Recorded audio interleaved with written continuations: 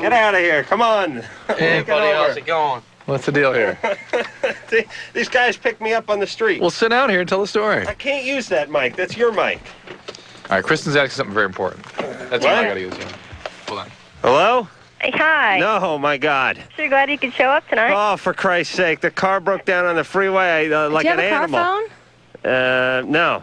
I would have used it. I really would have. I'm cheap, but I'm not that cheap. What freeway? On the 10. I called the police about you. Were you in the fast lane? I was, but I ended up over on the shoulder.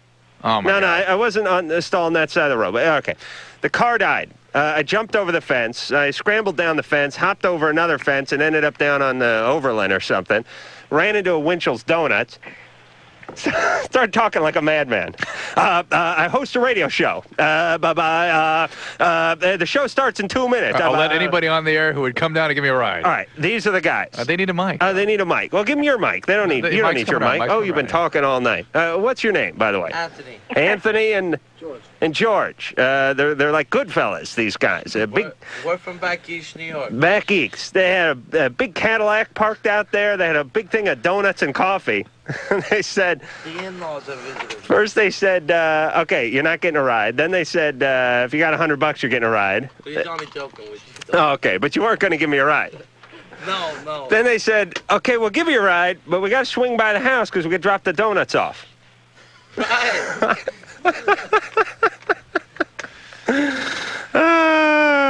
All right, do we have? Oh, well, we got headphones, but no mind. So I told him, Anthony, you're psychic. Yeah, I'm located on. Hold on. All right, don't start plugging yet. I told Anthony that if he came on, he could plug. Isn't this payola? And he could have one of your kids. He gives you a ride and gets the plug, huh? Yeah.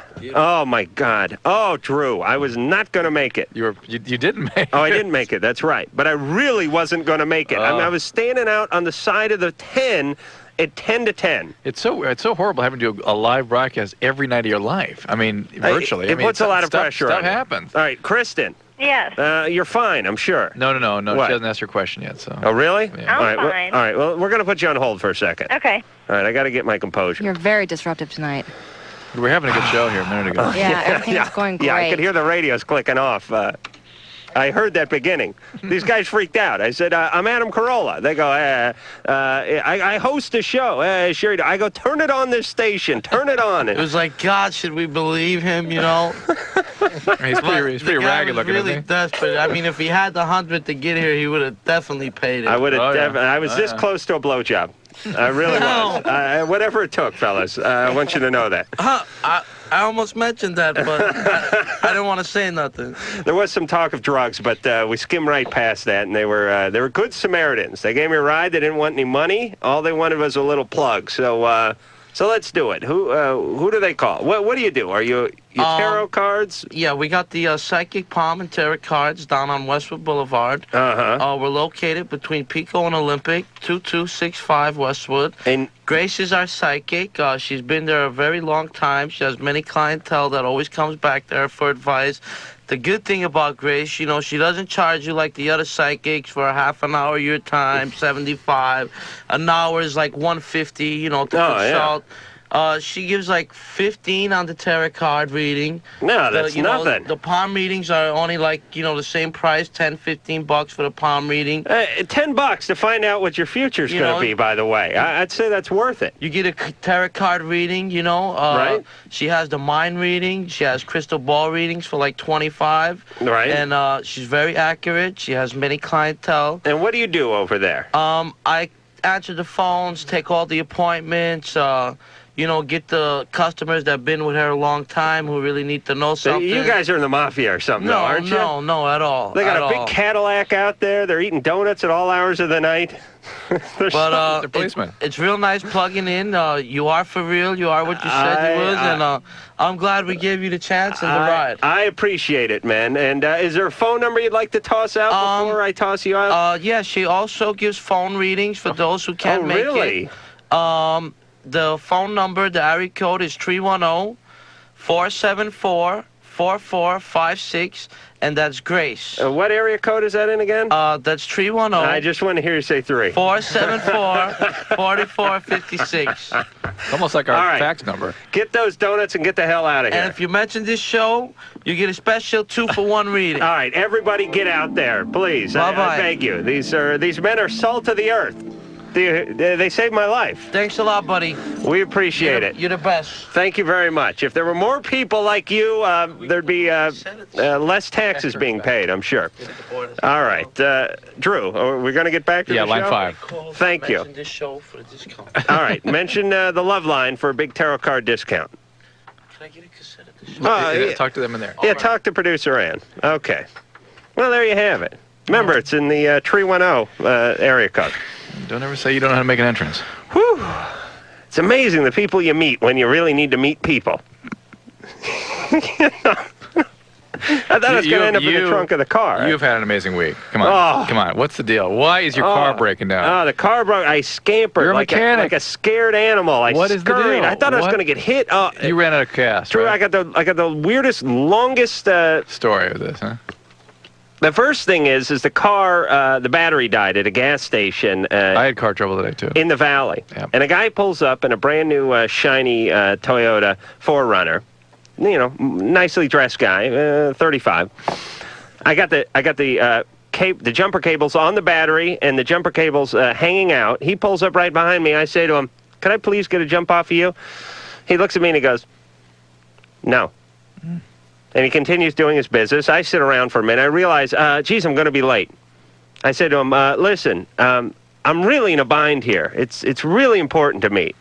Could I please get a jump off of you? It'll just take a second. No.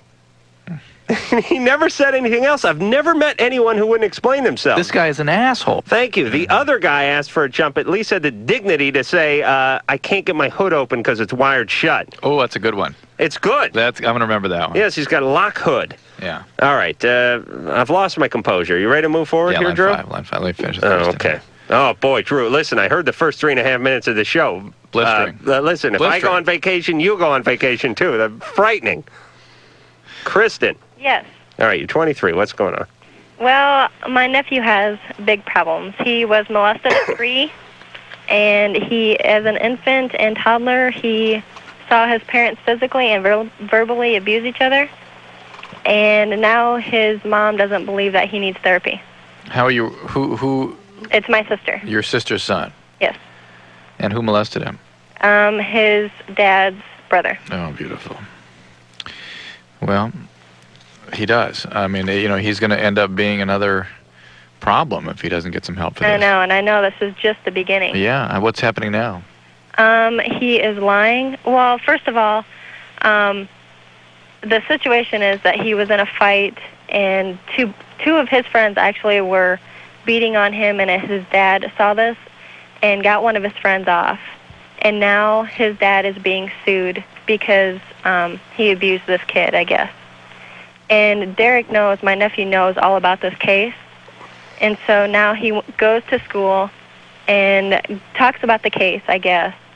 And he came home one day and told his mom, my sister, that he was sitting out, or got sat out in the hall by his teacher 3 times that day just for talking about the case. And my sister couldn't figure out why his teacher would just, do that. So Well, look, he's acting out, whatever. I mean, Yeah. who knows what he's starting to do. And And how so- old is he now? I've never seen anything like this. I was You running come in around here, like a you come in here, madman at we're the talking to Winchell's. Kristen. You can't decide whether to sign these damn things. You're reading a letter that's in front of you. You look at the flashing lights like you're about to have a seizure. What's the deal here? I thought these good fellas were going to kill me in the car. First, I was begging for a ride, and then after I got in the car, I was thinking, geez, I don't know. It's just a show, I could have walked there, been there by the 11 o'clock break. Right. These guys were great, weren't they? Yeah, they were great. Drove a big Cadillac. Who would imagine these guys in a Cadillac? What year? Oh, new. Huh? That's great. We'd like to help you, but we got to drop we got to swing by the house and drop the donuts Did they? off. No, I said you can't drop the donuts off. Hey, Adam. Yeah. How come you didn't call us? Yeah, I wondered that myself. You I have my paper? forgot my wallet, and I don't have anyone's phone number. That's the next thing. The first couple that I accosted said, "Can we see some ID?" And I was like, I forgot my wallet. But I'm a big-time radio show host, and it's just up the street. Yeah. Oh, boy, did I need some fans. Matt, 22. Yeah, what's up? Oh, man. You're wrong on all strip clubs, Adam. What? Huh? The other night you were talking about all strip clubs have to have a pole. Yeah. Well, there's a couple in Minneapolis that don't. Yeah. But there's one that does that has a national competition for pole dancing. Oh, really? Yep. Yeah, I wouldn't go to a strip club without a pole. A strip club without a pole is like a fire station without a pole. Not really. No, it is. It's like, it's like going to a restaurant without forks. You need the pole, Matt. No, you don't. Yeah, Adam believe me, does. I Adam need the does. pole. Believe Adam, me, you if need the pole. you don't know what goes on that pole. Yeah, I do. I worked at Deja Vu in Minneapolis. No, all right. All right, so any other comments beside the poll comment? Brittany's ass ain't that good. Oh, yes, it is. Don't you ever say that about Brittany's ass. Thank Adam, goodness Brittany's ass isn't in the room to hear this. I work in a strip club. I don't care. I essentially worked. I spent the kind of hours that people that work in strip clubs spend without getting paid. And I can tell you, this Brittany's ass is stupendous, Drew. See? Tristan. Hey. No. Before we start, I want to send a shout out to A.C. Woodlawn All right. in Arlington, Virginia. Great. Whenever I pursue women, I always get labeled as the friend before anything even goes on. So, just wondering some advice on how I could avoid that. How many times has this actually happened? 3 or 4. I mean, Have you ever had a relationship? no, Never. no. And over what period of time has this happened? 2, 3 years. Is there anything in common that these women have? Is there a certain type of person you like to pursue, or? Not really, no. I mean, the only consistent thing in here is Tristan, yeah. And you wonder if it's either the type of person you choose or the way you present yourself to them. Tristan, you're doing the same thing that half the male population does at 17. No doubt about it. Drew, you did that same crap. Try to become friends first. Well, you're shy. You know you want women. You're too shy to approach them in a traditional way. So what you do is you figure you'll make your way in. Trying to be friends with a woman is like trying to get a job by working for free. After 6 months of sweeping and filing and doing God knows what for free, the thought of paying this guy seems way out of line. You know what I mean? Yeah. That's what happens. You get in there, you do your thing, and before you know it, you're firmly entrenched in the friendville, and you can never escape. Any tips on how to avoid this? Or I think it's because I'm kind of not aggressive and. Yeah. But you have to muster the courage, go up, ask them out. Yeah. Make dates. Be desperate, like me. I'm shy. I don't like to walk up to strangers on the street. But 10 minutes ago, I almost attacked these good fellas who were coming out of the Winchell Donuts. I was desperate. Pretend you're desperate. You are desperate. You don't even have to act there. Go up and ask them out. Isn't that like a turnoff, or? Yeah. Yes. All right. Hey, I got to the studio, didn't I? Make sure you have your wallet. You got to have ID. Yeah, they don't like the stench of desperation on you, but here's what I'm saying. Aggression. Not deliberate. Assertion. Assertion. Deliberateness. Yes, go up and ask them out. Don't seem like you need it. That's why Adam almost didn't make it here, because as soon as somebody comes up and looks desperate, it's scary. Yeah. Really, that's why people are turning away. One of the reasons. Well, listen, it's 10 o'clock at night. We're in a dicey part of the neighborhood. Some guy without a wallet is saying, I need a ride. To a radio station. The one woman was confused because she said, she was real nice. She said, listen, we can't give you a ride. I'll give you money for a cab. I said, won't do. I can't wait. Don't have time. I don't have time to call a cab. What, were you just flagging people down on the street? What were you doing? Yeah. Really? Oh, yeah. What street? I was out on, National. That was a pretty dicey area. I ran into a Winchell's Donuts and just started accosting people who You were were... just running down the street flailing your arms. Yeah, I wasn't jumping in front of traffic, but when I saw this donut shop and I saw people coming out of the donut shop, I went and told them, hey, and don't ever start with, I know this sounds bizarre. That's a bad way to start. Have money. But thankfully, I ran into these guys, and their excuse initially was, the coffee's getting cold. Hey, Ann, were these guys great? Were they perfect? They're fabulous. I mean, were they out of a movie, these two guys? Yeah, totally. Classic guys. They wanted to combine a couple days. We said, we'll mail the tape. One guy was like, yeah, I don't know my way around. I've been in Miami for the last year. All right, but God bless them. They're saints and humanitarians, and my hat's off to them. And I'm going to name my 8th child after one of them. Although I'm stopping at 3.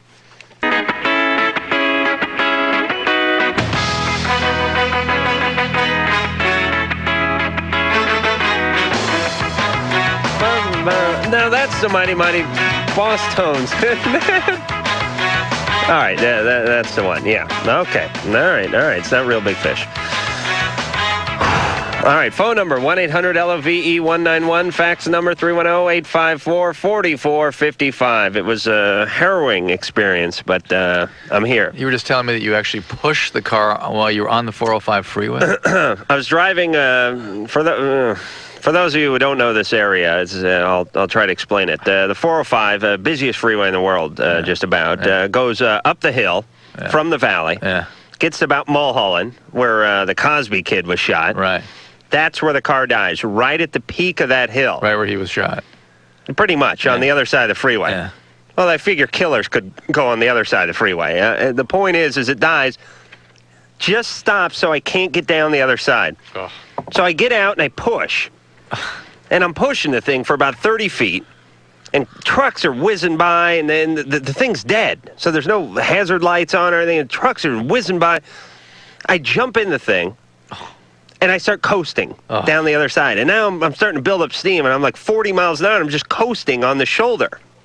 Figured, well, I'm getting closer to the studio. I don't got my wallet. I know I don't got the number. I don't know what I'm going to do. I don't got a cell phone.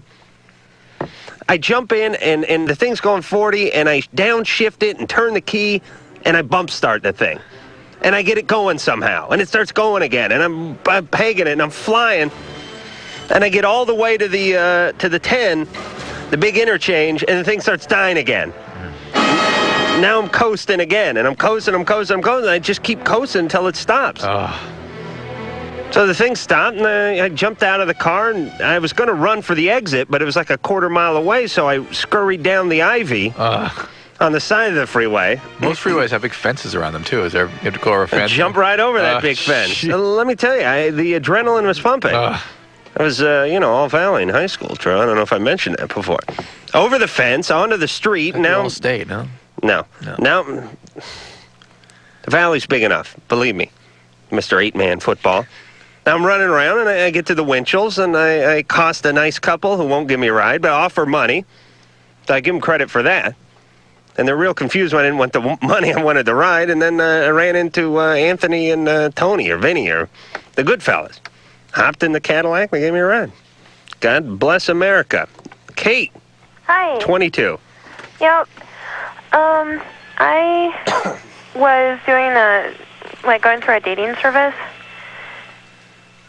And, Yeah. I met this guy, and he's really, really sweet, and he's just about everything that I was looking for with this, but he's a workaholic. And, he hasn't called me in, 5 days, and he went up to take pictures of the flooding, in the Midwest. And, I'm getting a lot of cross advice about whether I should continue dating him because... All right, I'll give you the definitive answer here, Kate. How old is he? He's 27. And you met through one of those dating things where you fill the thing out. Yeah. Where you meet quality singles. Just something like that. And you describe yourself. And you tell them, does religion matter? And these things are great. Have you seen these things? They'll tell you, how far are you willing to drive? 10 miles, 15 miles, out of state. Yeah. how much do you make a year? Between, 20 and 30K, 30 and 50, whatever. Yeah. Right. And you fill the whole thing out, and then I guess, what do you take a picture, do a video? No. Actually, it was access all the information over phone type thing. Uh-huh. All right, so how many dates did you have with this guy?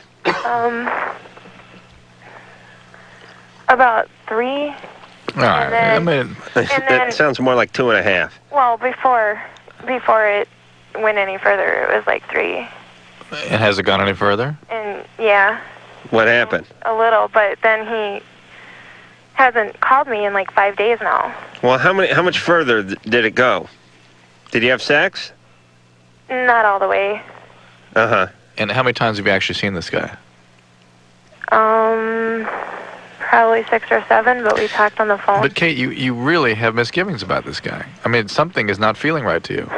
Well, I guess the thing that's not feeling right is that I feel like he doesn't really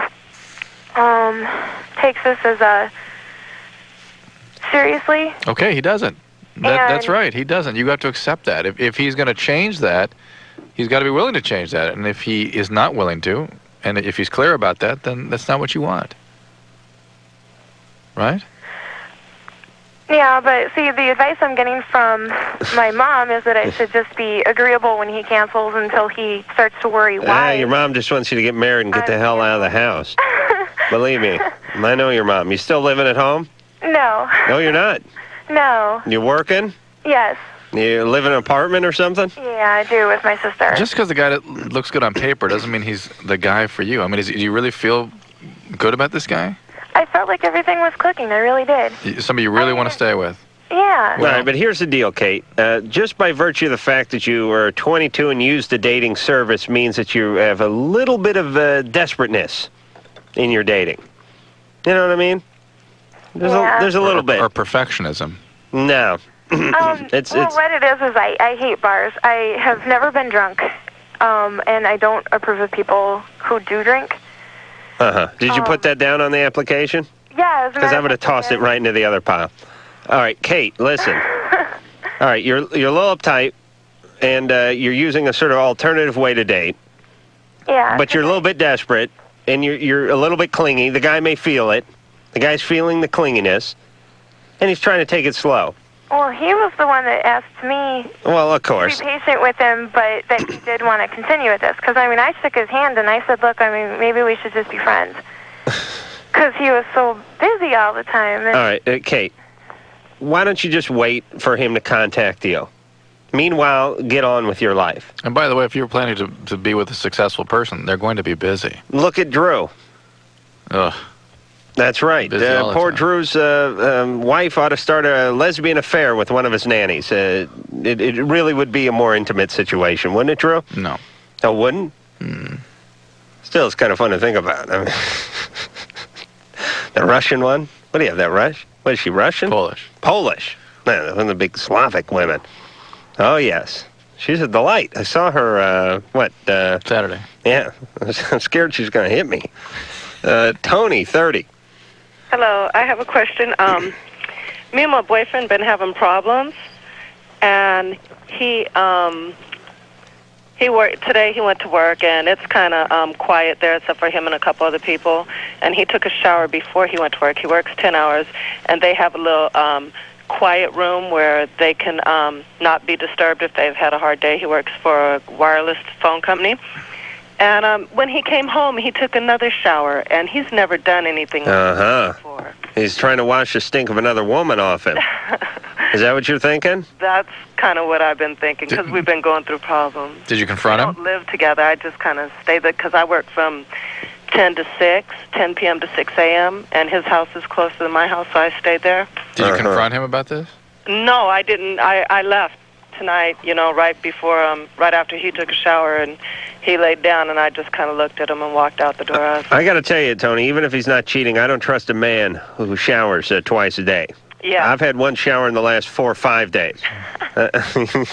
She's laughing, but Drew, back me up. Yeah, I'm there. All right. You got to feel my nappy hair tonight. No. Drew. Please, touch the nappy. All right, Tony, has he ever cheated on you before, or have you ever suspected him?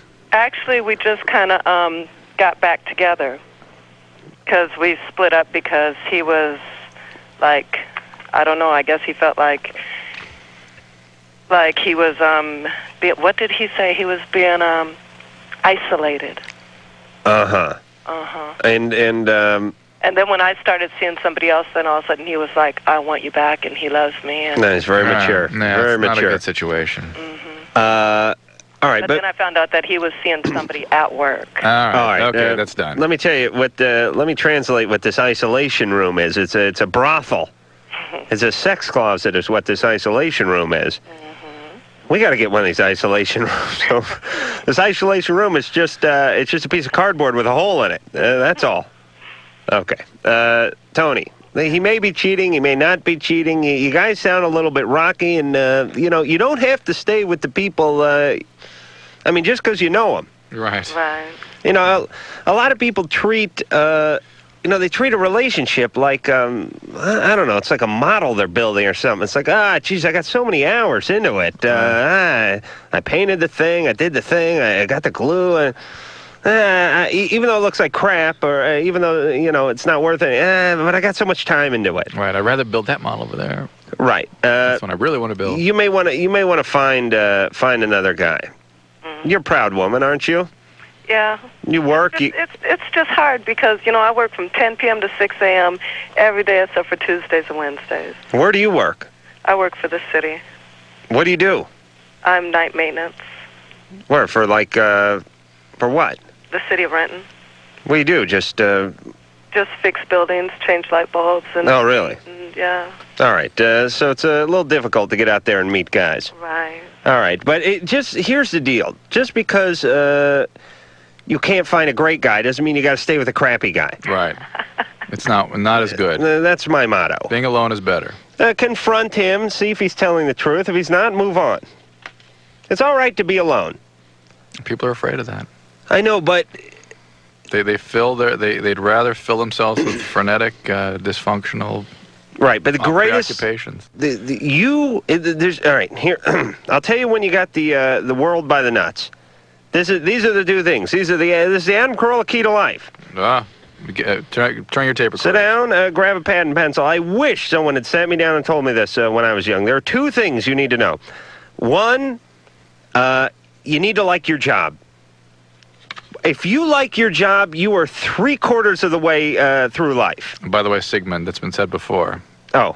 Dr. Freud. I'm not covering any new ground here? Dr. Freud pointed that out a few decades ago. You need to like your work. You need to follow your muse. You need to do what you'd be doing even if you weren't getting paid for it. And liking your work doesn't mean overworking. It doesn't mean kind of liking your work. It means really enjoying what you do. And you need to like yourself enough to be alone for periods of times and not be miserable. Mm-hmm. All right. It's good advice. And you got to nap and you got to masturbate.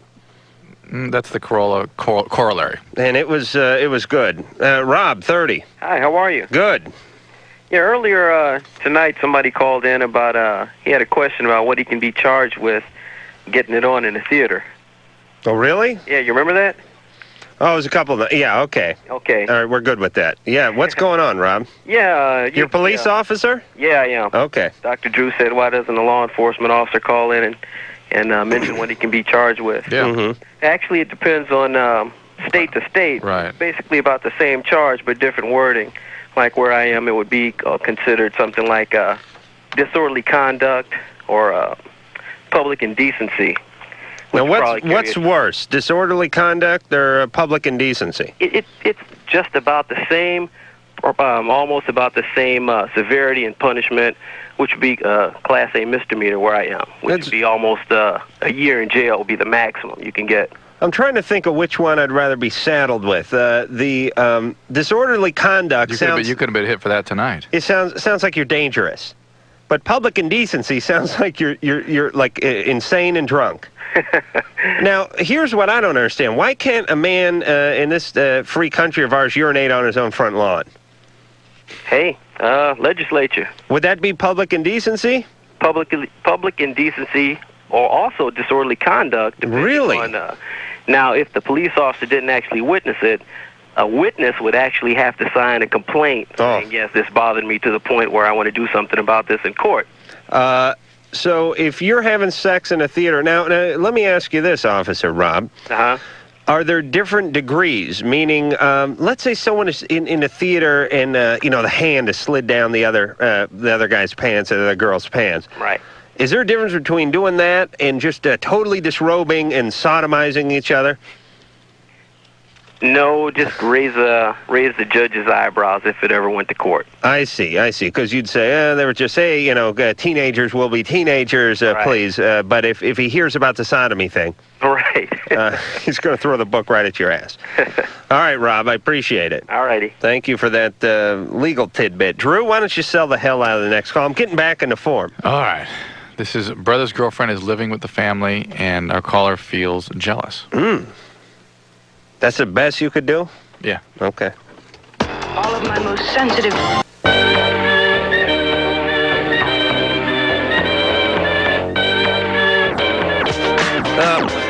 All right.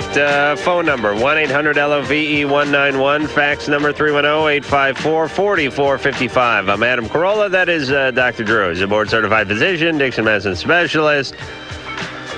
Tomorrow night we got Playmates. The Playboy Playmates will be in here. I don't know what they're doing. What are they doing, Ann? Ann's on the phone. The Playmates are doing some sort of promotion free, for on tax day. Free Playboy? Yeah. All right. I don't know what the angle is, but free nudity. Why not? All right. So then Grandmaster Flash will be in here, and Kevin Smith, who wrote Clerks and Mallrats, and now Chasing Amy, will be in here. Nice guy. And then David Allen Greer will be in on Thursday. He'll be here to talk about McHale's Navy, and of course, you know, from In Living Color and many other efforts, Legitimate Stage, including. Interesting. We really like him, and I've had some feedback from people that saw that show up. Same kind of impression of him that we did. Just a great guy. Really nice guy. Watch, yeah, good vibe off of him. Doonan. Yes. You're 21. Yeah. Hey. Hey. All right, I'm going to hang up on you. Huh? All right, what's your question? Well, my brother's girlfriend just moved in, and I feel a kind of jealousy, and I don't understand what it's for. I think it might be, she used to date my brother Gordon, and then she went to my brother John. That's not very healthy. And I don't know, well, when she's around, they're always, like, taking showers together, and... What is the jealousy of? Can you sort of specify? I'm jealous. He doesn't pay attention to us anymore. Okay, she's taking him away. Yeah, that's understandable. How old's your brother? My brother's 17. Oh, screw him. He's 17. You're 21. Well, I know, but his girlfriend's 19. How old was your other brother? My other brother's 18. Jeez, this girl sounds kind of... And he's all heartbroken because she left him. Yeah, that sounds horrible. All right, this is a crappy situation. What are you doing living at home at 21?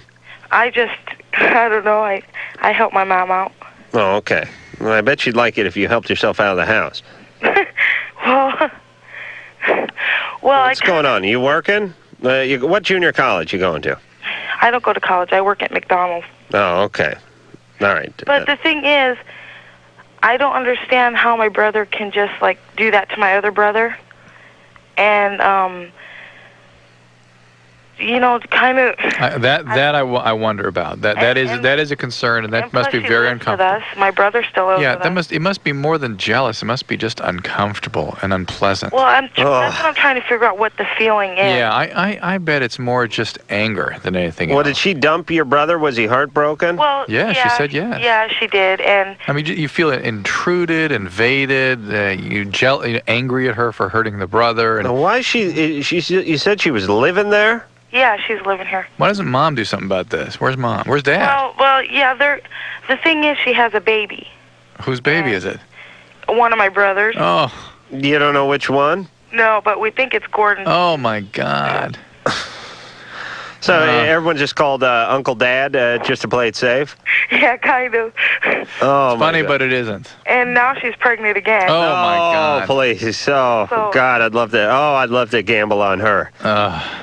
So and I don't want to be mean to her because she was my friend first. Oh. I introduced her to my brother. And I'm guessing you guys aren't living in a palatial estate where you can just go off to, the Roosevelt quarter or something and hang out there.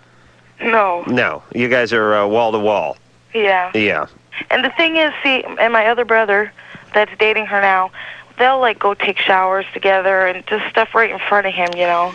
And he's, like, really depressed. It's just a horrible situation, dude. Yeah. It's just horrible. It's and just they horrible. borrow his bedroom. I think the two of them need to borrow his bedroom. How about them? Hey, bro, you mind if we soil your mattress? Ours is pretty messed up, and we've already flipped it once. Them getting married and forming a family. I mean, your parents shouldn't be enabling this crap. This is ridiculous. Well, it's what? My mom doesn't approve of it, but my other brother, she doesn't want to lose him either. Yeah, you know what? You create forces to make people do the things they need to do. They just have to. They have to live their life responsibly. They have 2 kids. But Drew, the kid wants to do heroin. Oh. Don't tell him no. You'll lose him. Where do we? Oh. Go ahead. Go, Drew. Go. Go. I don't know where we lost the will to punish, the will to direct, the will to give people limits. People define themselves. They learn who they are based upon how they react to limits. When you're 3 years old, your parent says, don't do that. You react. It feels terrible. But you master it. You learn about it. You figure out why. And you figure out who you are in relation to those limits. This is ridiculous, ridiculous. There is no limits, people, and there's no will to punish people for inappropriate behavior or even to create the force to make them move in healthy directions. It is horrible. These are 2 children now that are going to be born to people that are not fit parents, and possibly could be. Hey, Drew, possibly. Drew, get the mason jar. Let's put some change in it because we're going to be having to start a little slush fund to take care of the kids. Don't worry, they're taking care of that in Washington for us. Oh, okay, good. All right, good. Well, at least they're taking care of it. Where's all one day this underground vault filled with money is going to run out? I'm telling you, Drew. Just as long as nobody gets into that vault with the collection system. All right, stop having kids. All of you. All right, do you hear me? The vault with the Stop money, replace it with the Carolla genitalia collection. That's right. Brilliant, Drew. Jackie, 23. Yeah, I just have a question. 2 years ago, I had a total hysterectomy. And Why? Why? You're very young for that. Because I had actually 2 surgeries. I had one ovary removed 3 years ago, and then a total hysterectomy. Why? Okay. So they just took everything out. All right. And I'm just wondering what the effect of Premarin might be on, like, sexual desire. In your case, you no longer have estrogen in your system. It's the ovaries that produce estrogen, and since you're not producing it, now your doctor's going to give it to you by mouth in the form of a conjugated estrogen. It's called Premarin. That's pretty some kind of bizarre sex act there, No, Drew. okay, No. easy. Okay. And what they're trying to do is restore your blood levels of estrogen to normal. And so the effect of Premarin should be just to restore you back to normal. If you're not getting enough Premarin, you may have some decrease in sexual drive. Okay. So if you're having a problem with libido, you may not be getting enough estrogen. All right. Or not progesterone, by the way. You getting a Provera also? No. You may want to cycle, because normally you'd have some progesterone in your system also. Maybe you want to talk to your doctor about cycling with that. Matt, 20, you're on Loveline. Oh, yeah. Hey. Yeah. Long-time listener.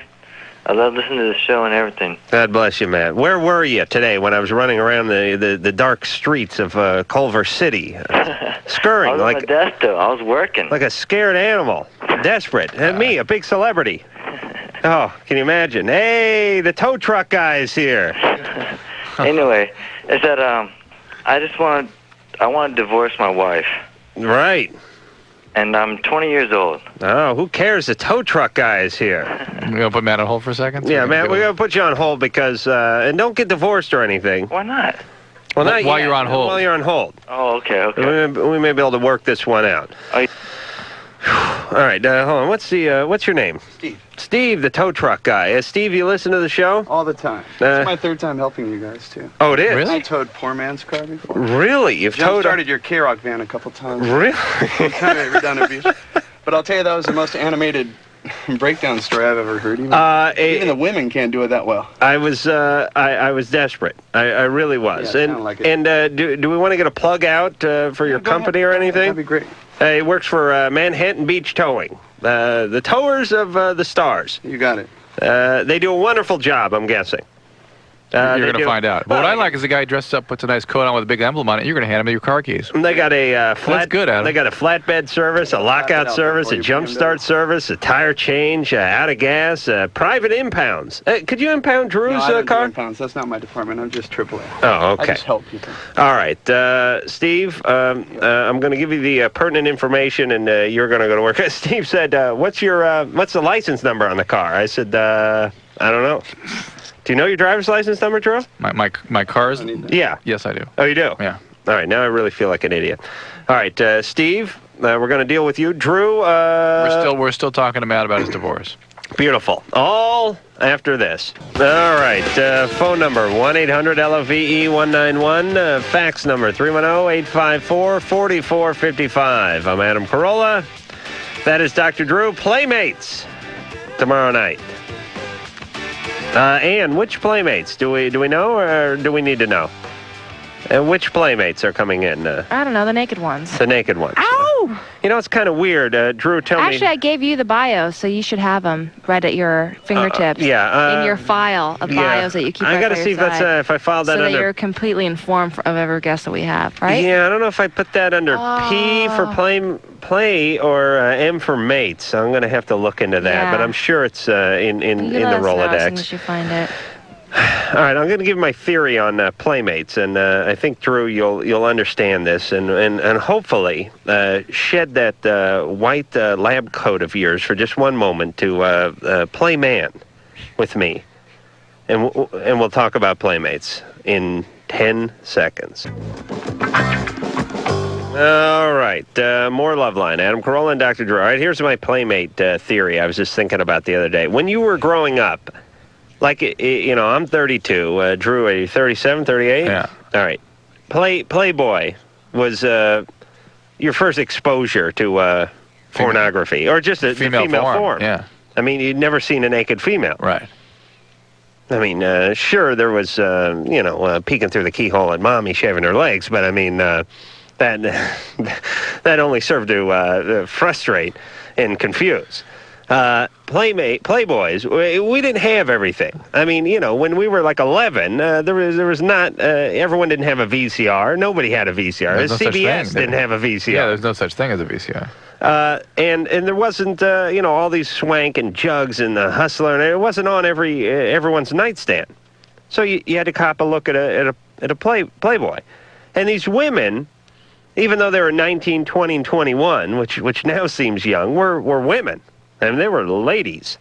And you had this whole vision that these Playmates, they probably all lived at the mansion.